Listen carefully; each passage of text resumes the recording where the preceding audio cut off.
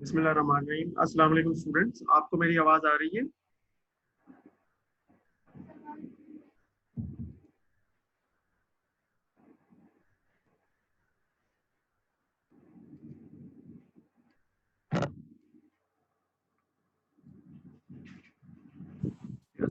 Students, आपको मेरी आवाज आ रही है? Yes sir. Thank you. आपको क्लियर आ रही है आवाज? कोई बताना चाहेंगे? समी बताना चाहेंगे?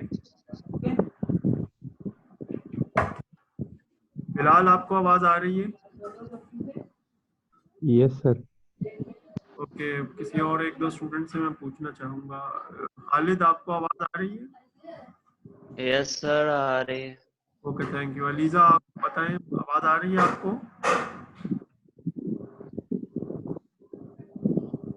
नहीं, अलीजा की आवाज नहीं हमें आ रही है। उनके माइक पे कुछ एक्टिविटी शो जरूर हो रही है, लेकिन आवाज नहीं आ रही। आई एम होपिंग कि आप सब लोग मुझे सुन रहे हैं। Let's start today's lecture. मैं आप लोगों के माइक जो है, अभी हम इस सेशन की रिकॉर्डिंग भी कर रहे हैं और once the session is complete we will be having the recorded uploaded on the Google classroom as well as a link is shared on the Ahmedabad University LMS। ओके, आज का जो सेक्शन है इसमें हम स्टार्ट करेंगे कुछ एग्जांपल्स से। ये एग्जांपल्स बहुत ही बुनियादी एग्जांपल्स हैं और इनका ताल्लुक जो है वो प्रोग्रामिंग से है। So in introduction to computing course, programming is an important part। और इसमें हम जो बेरोज प्रोजन है उसकी किताब को फॉलो कर रहे हैं, उसके एग्जांपल्स को हम वहाँ से पिक कर रहे हैं और साथ साथ ऑनलाइन डिबगर जो है उसकी वेबसाइट जो है वहाँ पे हम कॉपी पेस्ट करके कोड को एग्जीक्यूट करते हैं। लास्ट क्लास में हमने कुछ एल्गोरिथम्स के बारे में सीखा था, उसी चीज़ को थोड़ा सा यूज़ करना सीखेंगे आज।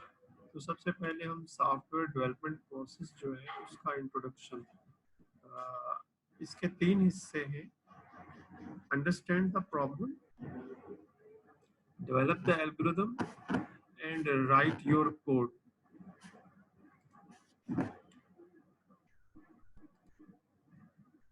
तो पहला जो स्टेप होगा उसमें हमें एक प्रॉब्लम स्टेटमेंट गिवन होगी या हम एक प्रॉब्लम स्टेटमेंट बनाएंगे और उसको पहले हम देखेंगे कि what is the problem. Then we develop an algorithm और उस एल्गोरिथम जो है उसको हम बिल्कुल इस फॉर्म में बनाएंगे कि पेपर के ऊपर लिखेंगे और it is not, we can not able to execute that algorithm जैसे फ्लो चार्ट होता है। यहाँ पे हम टेक्स्ट बेस्ड एल्गोरिथम की बात करेंगे and similarly in the last we write the code। So there are 3 steps.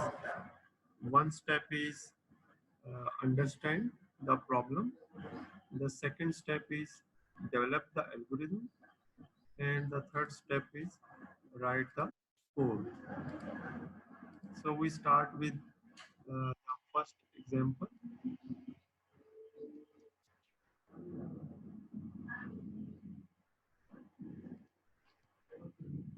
So this is the list of the examples which are given in the book। So we are starting with the first example, extracting part of a floating point। सबसे पहले तो हमें ये जानना है कि floating point number क्या है। किसी भी फ्रैक्शन में या डेसिमल पॉइंट आ जाता है किसी नंबर में तो कंप्यूटर की लैंग्वेज में उसको फ्लोटिंग पॉइंट नंबर कहते हैं। आम मैथमेटिक्स की लैंग्वेज में हम उसको फ्रैक्शन या फिर रियल नंबर कहते हैं। So the title is extracting parts of a floating point और इसकी प्रॉब्लम डिस्क्रिप्शन है कि design and implement a program. Obviously computer program की बात हो रही है। That given a floating point value extracts and prints the integral and the fractional. तो किसी भी एक फ्लोटिंग पॉइंट नंबर में उसका इंटीजर और जो फ्रैक्शन पार्ट है उसको अलग कर। जैसे ये छोटी सी एक एग्जांपल आप देखिए। इस एग्जांपल में आप देखिए कि 145 यानी 145 0.72, ये एक फ्लोटिंग पॉइंट नंबर है। अगर आप इसका पार्ट देखें तो 145 इसका इंटीजर पार्ट है और 0.72 इसका जो है वो फ्रैक्शन पार्ट। तो इसको इस प्रोग्राम में जब रन किया है तो ये इसकी आउटपुट इस तरीके से होगी। पहले अंडरस्टैंडिंग द प्रॉब्लम, इसको लिखेंगे कैसे। A floating point number is given, so we want to separate the fractional part and the integral. For example एक गिवन नंबर, इस केस में जो उन्होंने एग्जांपल दिया वो different 123.78, we want to 123.78 separate. अब हमें प्रॉब्लम को अंडरस्टैंड कर लिया, अब इसका एल्गोरिदम लिखेंगे। अब we are to develop the algorithm. The algorithm in this case is simple. We input a number, extract the integer and the fractional part, and output the original number and the integer part and the fractional part. इसका step by step कैसे algorithm बनेगा। पहला step input, और उसमें एक ही step है। पहले जो स्टेज है इनपुट ए नंबर, तो यूजर एक नंबर इनपुट कर देगा, फिर उसके अंदर प्रोसेस होगा। प्रोसेस में क्या है, check the integer part and check the fractional part। ये दो जो है हमारे पास डिफरेंट प्रोसेस का हिस्सा होगा। Then there is an output, first is the output the original number, then output the integer part या integral part, and then the output the fractional. तो ये जो है प्राइमरीली ये एक एल्गोरिथम बन गया। अब एल्गोरिथम में आप देखिए कि इनपुट होगी, आउटपुट होगा और प्रोसेस होगा। इनपुट जब किसी नंबर की या वैल्यू को इनपुट हो रहा है इस पर्टिकुलर केस में, और यही चीज जो है ये हम रिपीट करेंगे नेक्स्ट एग्जांपल्स में। जब इस एल्गोरिथम को हम प्रोग्राम में इम्प्लीमेंट करने जाएंगे तो मैं सिर्फ कोड की बात करूंगा। हमें पता है कि जो सी लैंग्वेज का प्रोग्राम है उसका एक बॉडी स्ट्रक्चर होता है, जिसके अंदर जो है वो हम हेडर फाइल्स लिखते हैं, यूजिंग नेम स्पेस स्टैंडर्ड लिखते हैं, और उसके बाद इंटीजर मेन, और फिर प्रोग्राम की शुरू की ब्रैकेट्स आती हैं और एंड की ब्रैकेट्स और रिटर्न 0 आती है। उसको हम इग्नोर कर रहे हैं, हम सिर्फ कोड के ऊपर फोकस कर रहे हैं। सबसे पहले चूंकि नंबर एक रियल इनपुट होगा तो उसको हमें रियल नंबर में डिक्लेयर करना होगा। रियल नंबर में डिक्लेयर करने के लिए डबल यूज होता है। जब हम लिखेंगे डबल नंबर तो इसका मतलब ये हुआ कि नंबर के नाम से एक variable declaration part, integer part. इसी तरीके से फ्रैक्शनल पार्ट, वो भी चूंकि रियल नंबर होगा तो डबल में फ्रैक्शनल। इस तरीके से वेरिएबल डिक्लेयर। इसके बाद जो है वो input enter a floating point, और जब इनपुट जो है वो कंसोल आउट यानी मॉनिटर पे डिस्प्ले होगी, और उसके बाद फिर वो एक नंबर यानी जो हमने वेरिएबल डिक्लेयर किया हुआ है उसके अंदर सेव हो जाए।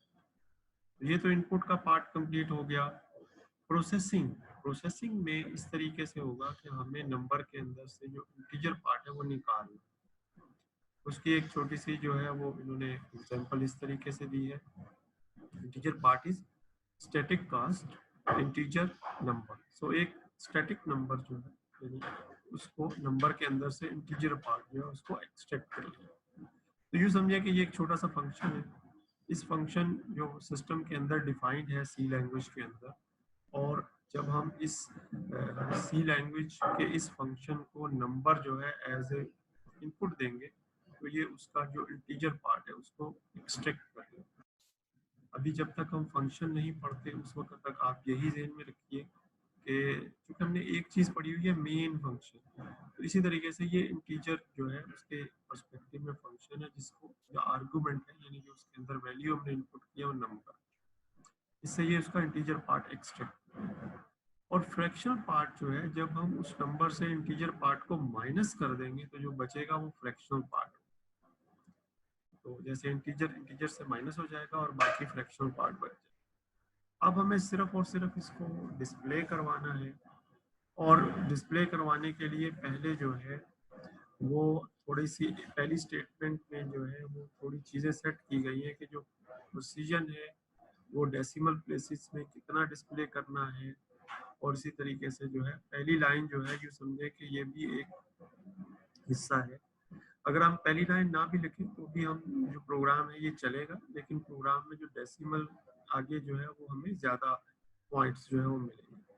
तो यहाँ से शुरू करते हैं। सी आउट द ओरिजिनल नंबर, पहले नंबर डिस्प्ले हो जाएगा, फिर एंड लाइन आएगा, एंड लाइन के बाद नेक्स्ट लाइन पे इंटीजर पार्ट डिस्प्ले हो जाएगा, और इसी तरीके से लास्ट लाइन पे फ्रैक्शनल पार्ट जो है वो डिस्प्ले हो जाएगा।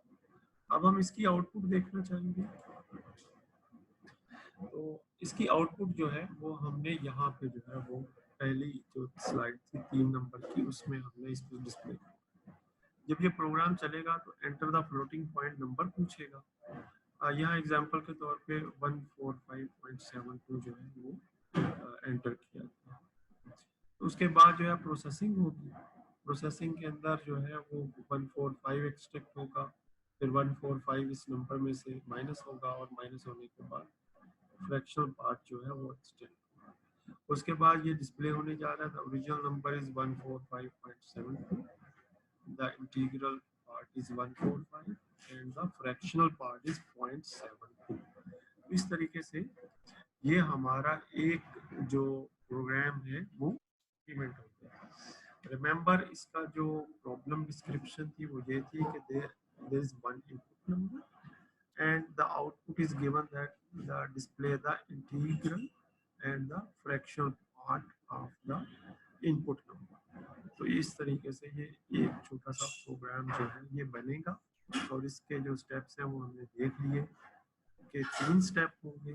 पहले प्रॉब्लम, फिर उस प्रॉब्लम को अंडरस्टैंड करना, और उसके बाद उसका जो है वो एल्गोरिथम और कोड लिखना। यानी दोबारा अगर मैं उसी पे चले जाऊँ, understand the problem, develop the algorithm and then write the code. अब हम इससे पहले के जो नेक्स्ट जो हमारा क्या कहते हैं पार्ट है उस पर चलते हैं। इसको जब करने से पहले मैं थोड़ी देर के लिए जो स्टूडेंट्स हैं उनसे पूछना चाहूँगा कि अगर उनके जहन में कोई सवाल आ रहा है तो वो पूछ सकते हैं। जी बेटा, हम एक ने छोटा सा पास लिया है। उमैमा, आपसे सवाल है, आपकी समझ में आ रहा है ये किस तरीके से ये प्रोसेस हो रहा है? जी उमैमा, आपसे सवाल है।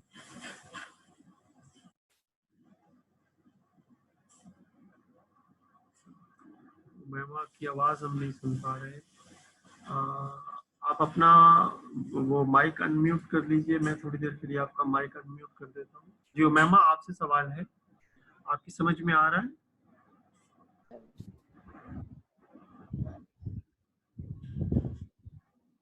ओके, एहसन बुखारी, जी बेटा आपकी समझ में आ रहा है?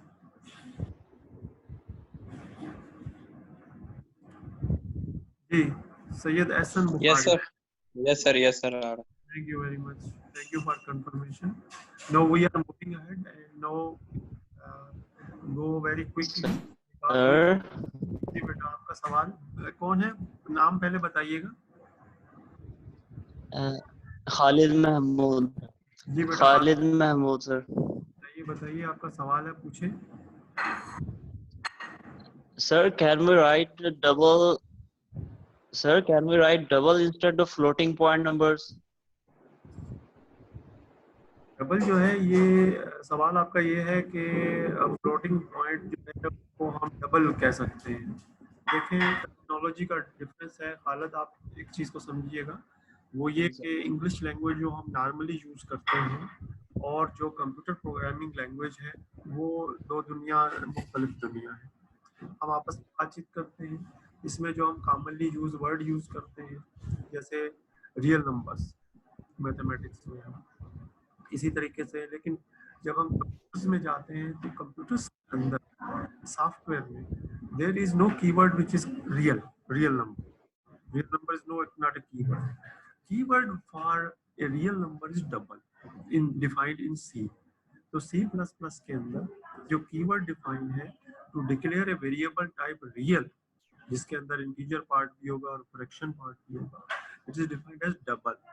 इसी तरीके से जो है वो और भी हमारे पास डिफरेंट डेटा टाइप्स हैं जिनको हम डिक्लेयर कर सकते हैं। तो जब भी हम किसी कंप्यूटर प्रोग्रामिंग लैंग्वेज पे काम कर रहे होंगे तो उसके जो डेटा टाइप्स हैं वो समझने जरूरी होंगे कि कैसे वो डेटा टाइप्स जो है वो रियल वर्ल्ड डेटा के साथ लिंक कर रहे हैं। अब जैसे पाइथन लैंग्वेज है, ये एक और लैंग्वेज है, उसमें अगर आप डेटा टाइप को डिक्लेयर ना भी करें तो वो जो लैंग्वेज है वो अंडरस्टैंड कर लेती है कि अगर आपने जो एंट्री किया वो इंटीजर है या वो रियल नंबर है, तो वो ऑटोमेटिक पीछे डेटा टाइप असाइन कर रही होती है। उम्मीद है कि ये सवाल समझ में आ गया होगा। ये सवाल टर्मिनोलॉजी से रिलेटेड।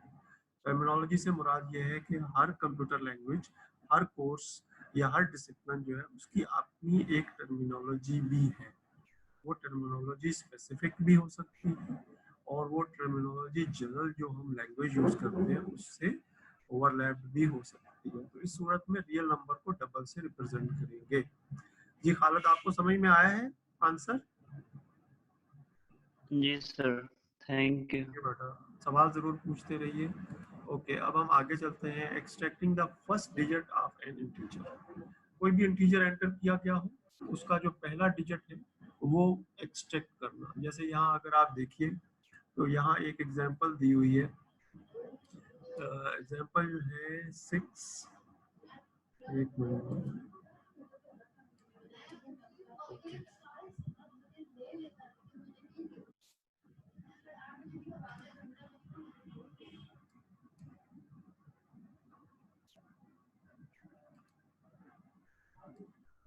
6759 और इसमें जो हमें नजर आ रहा है जो पहला डिजिट हमें इसमें नजर आ रहा है वो है हमारे पास, अगर आप देखें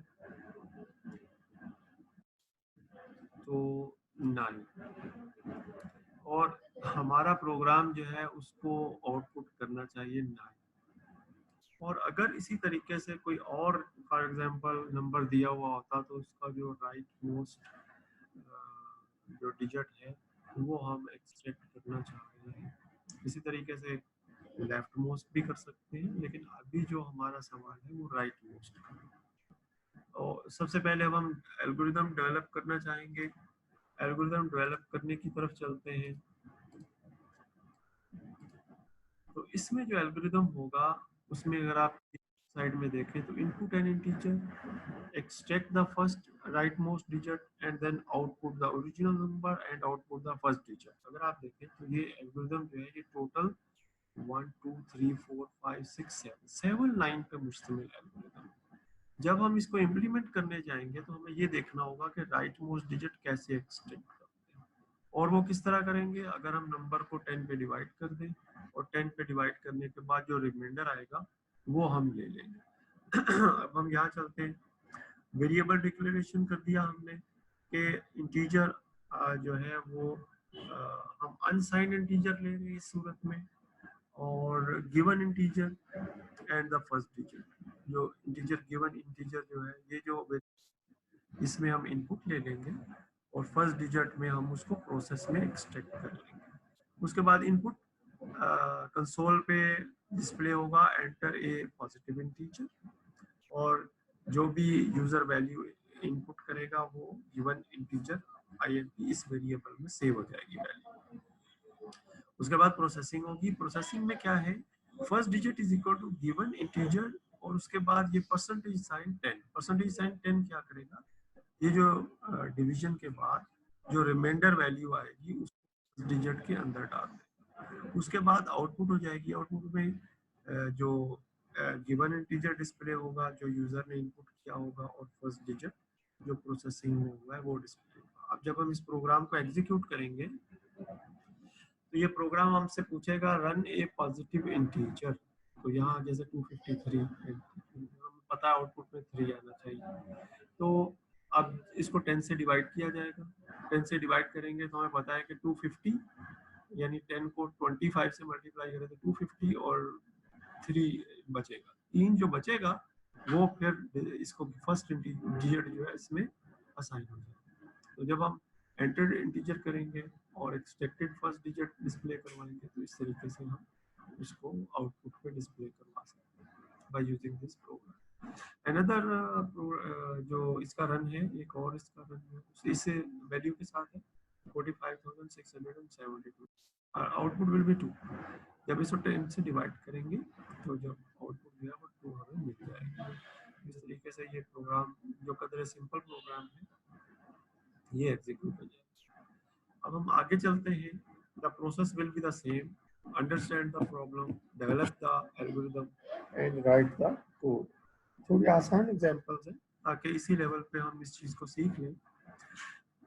changing the duration of time into its components. अगर टाइम जो है वो सेकंड्स में दिया हुआ है, let us design and implement another program, find how many hours, minutes and seconds are in a time duration given in seconds. अगर seconds में टाइम की ड्यूरेशन दी हुई हो तो how we can convert it into hours, minutes and seconds. We know that we can convert seconds को convert करने के लिए हमें उसको डिवाइड करना होगा। आवर्स के लिए हमें पता है तो उसको फिर हमें किसी 24 आवर्स के हिसाब से डिवाइड करना है। एवरी आवर में जो है वो 60 मिनट्स होते हैं और इसी तरह तरीके से सेकंड्स जो है वो 60। Okay, understanding the problem, when we are given a large integer such as this example, जिसके अंदर जो है वो 6 digit का एक नंबर है, as the number of seconds to perform the task. We need to find how many hours, minutes, and seconds it took to perform the task. Now we have to develop the algorithm. Now the algorithm is developed. So once, first of all, ये input पूछेगा, तो इसमें user जो है वो seconds की value enter करेगा. Then extract the number of hours that can fit in the seconds. Then extract the number of minutes that can fit in the rest of the seconds. And then find the leftover seconds. Then output the duration of the value given and output the number of hours, output the number of minutes and output the number of seconds. Pretty much आप देखें कि ये layout है। अभी उसने process में बताया नहीं है कि कौन सा फार्मूला यूज होगा और ये कैसे चलेगा, but just a simple statement कि we are going to extend. जब हम इसको प्राइमरली प्रोग्राम की सूरत में लिखेंगे, then we have to take a long integer. Long integer mean 4 bytes are used for the integer. जो चीज़ नहीं आती जाएगी आप जो है उसको अंडरलाइन करें, और अंडरलाइन करने के बाद आप क्या करें कि उसके जो है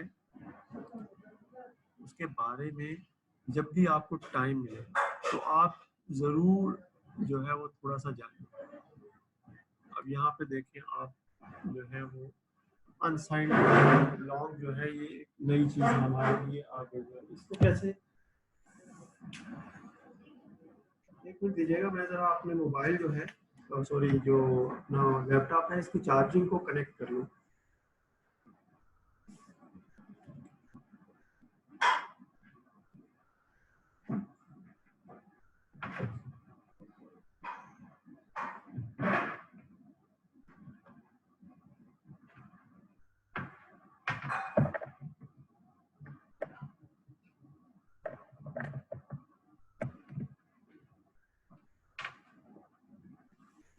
Okay, thank you very much. Charger is now connected to the laptop. We are primarily on this problem. Coding की इस प्रॉब्लम में जिसमें हम जो है वो ये जानना ये कोड करना चाह रहे हैं कि किस तरीके से गिवन नंबर ऑफ जो सेकंड्स हैं उनको आवर्स, मिनट्स और सेकंड्स में कन्वर्ट किया जा सकता है। तो इसके अंदर जो है वो हमने देखा कि यूज़र से वो पूछेगा enter the positive integer the number of the seconds, और उसको वो ड्यूरेशन में सेव कर लेगा, जो कि हमने यहाँ पे एक वेरिएबल के तौर पे उसको डिक्लेयर किया हुआ है duration. Similarly, duration. Then the processing will occur. हमें पता है कि एक दिन के अंदर एक 1 आवर के अंदर 3600 सेकंड्स होते हैं। तो ड्यूरेशन को पहले डिवाइड किया जाएगा 3600। अगर आप देखें तो यहाँ पे आपको एक जो है वो एडिशनल चीज़ नज़र आ रही है जो कि 3600 के जो है कैपिटल में एल लिखा तो इसका मतलब है कि ये वैल्यू जो है ये लॉन्ग इंटीजर की फार्मूला है। तो जब ये डिवीजन हो जाएगी तो हमारे पास आवर्स आ जाएंगे। अब इसके बाद नेक्स्ट फार्मूला है कि मिनट्स में कैसे उसको कन्वर्ट करते हैं। फार्मूला जो है वो ये है कि जो ड्यूरेशन है नंबर ऑफ सेकंड्स उसमें से हम उसको मिनट्स में कन्वर्ट करके और मिनट्स में कन्वर्ट करने के लिए 60 से डिवाइड करना पड़ेगा और माइनस इसमें क्या किया गया है ये जो आवर्स हमने कैलकुलेट किए हैं इनको मिनट्स में कन्वर्ट करके सॉरी सेकंड्स में कन्वर्ट करके माइनस किया गया ताकि जो रिमेनिंग आवर्स से जो रिमेनिंग जो ड्यूरेशन जो बचेंगे सेकंड्स उसमें से मिनट्स निकालें और इसी तरीके से जो फिर बाकी जो बच जाएगा उसमें से फिर सेकंड्स को एक्सटेंड किया। थोड़ी देर के लिए समझिए कि ये फार्मूलाज गिवन थे और इन फार्मूलाज को जस्ट हमने टाइप कर दिया।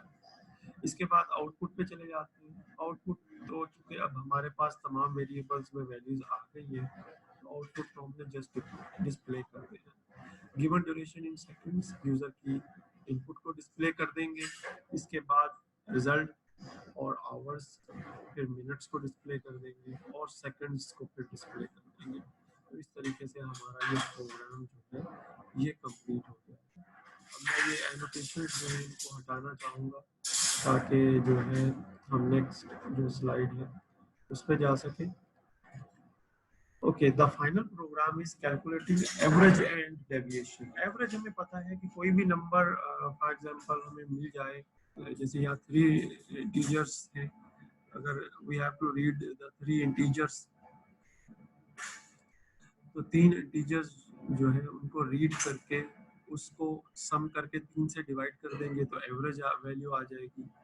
और इसी तरीके से अगर जो है वो सब्ट्रैक्शन एवरेज वैल्यू से इंडिविजुअल नंबर को सब्ट्रैक्ट करेंगे तो डेविएशन आ जाएगी। ये स्टैटिस्टिक्स में सिंपल चीज़ें हमने पढ़ी होंगी।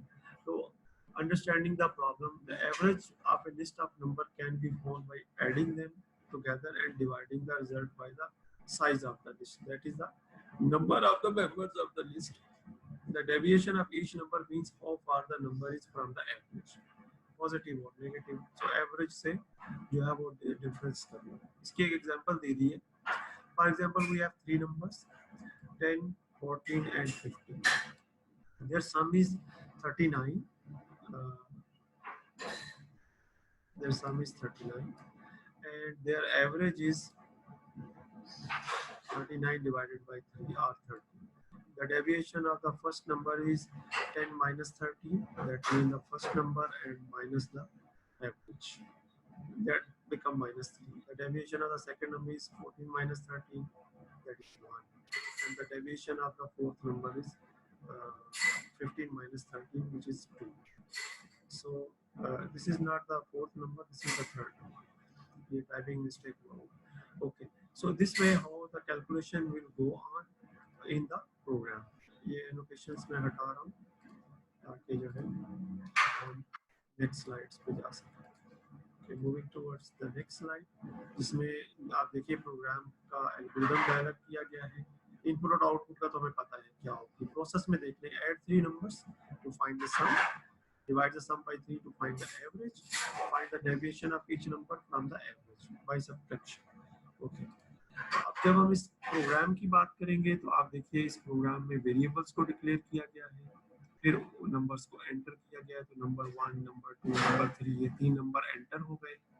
उसके बाद एवरेज को कैलकुलेट किया गया है, पहले सम कैलकुलेट किया गया है, उसके बाद एवरेज को कैलकुलेट किया गया है और एवरेज में चूंकि हमारे पास फ्रैक्शन भी आने का चांस है तो इसलिए इसको डबल यानी रियल नंबर के हिसाब से जो है वो डिफाइन किया गया। तो सम को पहले कन्वर्ट किया गया इंटीजर से रियल नंबर में और उसके बाद उसको डिवाइड किया।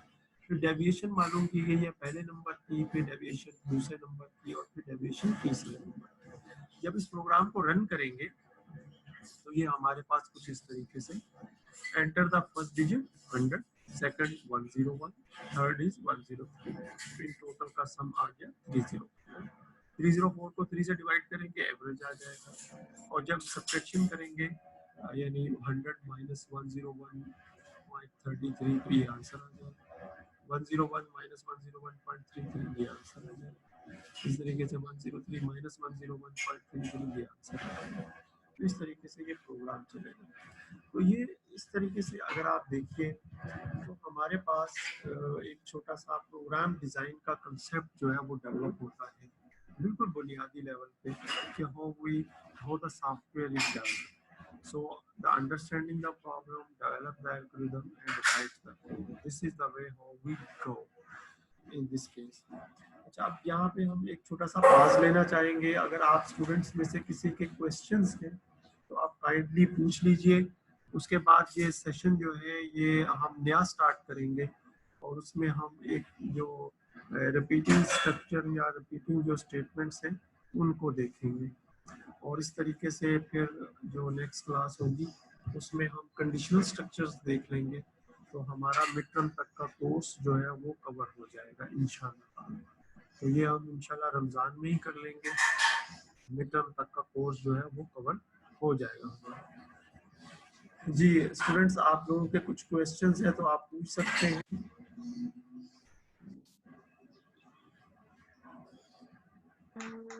डिस्कनेक्ट होगा ना तो फिर आपने दोबारा ज्वाइन कर लेना है, ठीक है, 5 मिनट के बाद। जी फातिमा बेटा, आपका कोई सवाल है? No sir. बेटा माहम, आपके जहन में कोई सवाल आ रहा है?